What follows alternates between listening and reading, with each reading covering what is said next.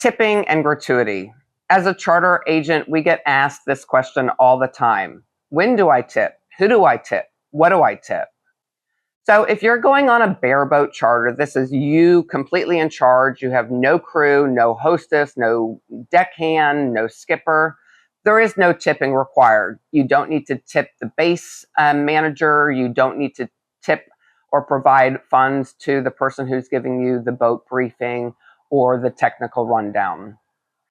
Now, if you're going on a bareboat plus hired crew, so this is where it's still a bareboat charter and you either have a hired hostess or a hired skipper. This is where we do recommend you tip 15 to 20% of the skipper fee or of the hostess fee.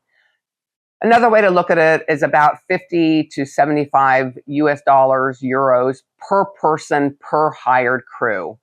Now, if you're going on a luxury yacht charter, this is where you have both a hostess and a skipper.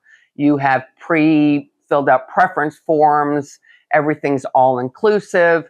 This is where you're going to tip on the total amount of the charter.